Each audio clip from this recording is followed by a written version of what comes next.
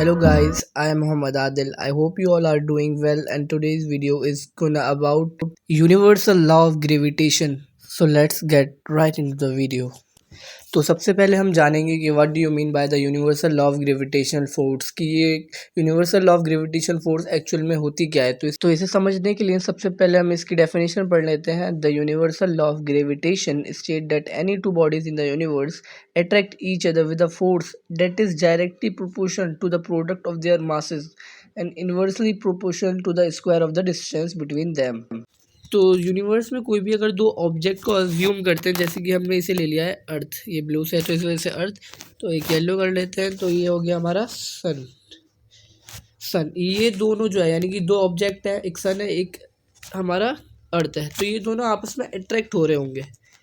किसी ने छोटी फोर्स, थोड़ी सी फोर्स या फिर बहुत ज़्यादा फोर्स जो भी है, लेकिन ये किसी ना किसी फोर्स से आपस में अट्रैक्ट हो रहे होंगे। तो इसी को हम कहते हैं यूनिवर्सल लॉ ऑफ ग्रेविटेशन। यानी कि कोई भी यूनिवर्स में कोई भी ऑब्जेक्ट अगर दो है, कहते हैं दोनों ऑब्जेक्ट आपस में अट्रैक्ट करते हैं, उसी को हम यूनिवर्सल लॉ ऑफ ग्रेविटेशन कहते हैं। आइए आगे हम इसका फॉर्मूला ड्राइव करते हैं।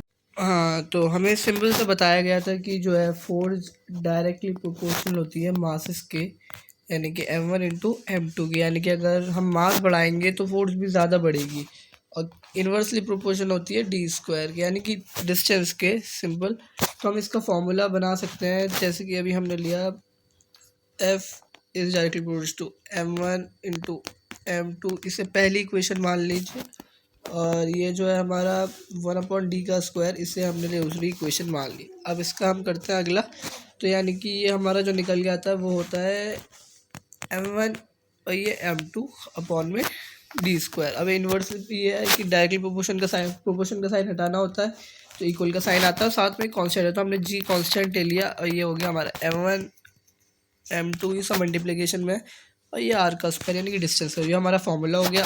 फोर्स तो हमारी एक तरह की एफ यानी कि फोर्स है, तो फोर्स का तो हमें पता है कि ऐसा यूनिट हमारा फोर्स का होता है newton, force equals to Newton.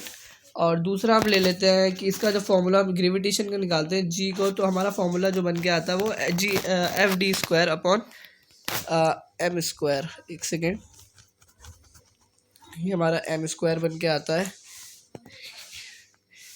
M into M ऐसा आता है एम1। तो इसका एफ था हमारा, ऊपर लिख देते हैं छोटा सा, डी का स्क्वायर इंटू एम, ये ले लिया हमने। ये किसी बात जी के, यानी हमें इसका ऐसा यूनिट निकाला है सिंपली। तो फोर्स का तो हमें पता है न्यूटन होता है, डी का स्क्वायर यानी कि मीटर इंटू मीटर, यानी कि डिस्टेंस का तो यही होता है मीटर। और मास है, मास का हमें पता है कि ऐसा यूनिट केजी इंटू केजी। तो इसका फॉर्मूला आया newton metre square upon KG का स्क्वायर। अब जब हम इसे ऊपर लेंगे तो ये हो जाएगा न्यूटन मीटर स्क्वायर पर केजी का स्क्वायर, यानी कि इस तरह से होगा कुछ, पर केजी का स्क्वायर, ये माइनस में 2। तो ये हमारा हो गया ग्रेविटेशन का एसआई यूनिट। कैपिटल जी हमें पता है कि पहले हमारा फॉर्मूला आ चुका है, force equals to G into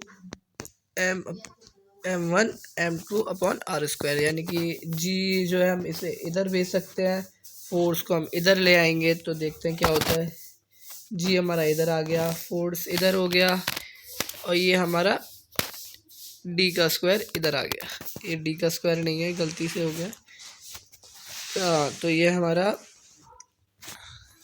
metre नहीं मास है, ये m1 इंटू m2। ये हमारा ग्रेविटेशन यानी कि यूनिवर्सल ग्रेविटेशन का फॉर्मूला ये हो गया। अगर हमें ग्रेविटी यानी कि स्मॉल जी का निकालना है तो हम कैसे निकालेंगे? स्मॉल जी का सिंपल है, जैसे कि फोर्स हमें पता है, फोर्स किसके बराबर होती है? मास इंटू ग्रेविटी। ये ग्रेविटेशन का है तो इसी तरह से लिखते हैं, तो इसी के अंदर ये हम पुट कर देंगे इसे, एफ यानी कि mass into gravity is equals to क्या था, G into M upon R का स्क्वायर।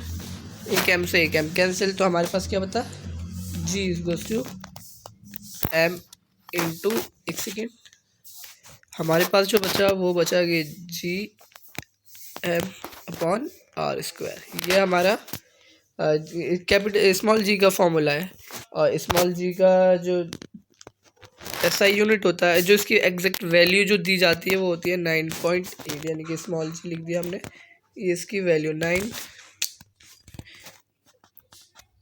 ये 9.8 ये होती है। और जो स्मॉल जी होती है एक तरह की फोर्स होती है जो कि अर्थ अपनी तरफ को अर्थ एक्सर्ट करता है, यानी कि अर्थ अपनी तरफ के लिए अट्रैक्ट करता है, एक्सर्ट नहीं करता, अट्रैक्ट करता है अपनी तरफ को, यानी कि सेंटर की तरफ को करता है। तो एक तरह की फोर्स ही होती है, यानी कि फोर्स एक तरह की ग्रेविटी एक तरह की फोर्स होती है, जो कि इसका SI यूनिट भी न्यूटन ही होता है, यानी कि SI यूनिट जो हो गया हमारा ये हो गया न्यूटन।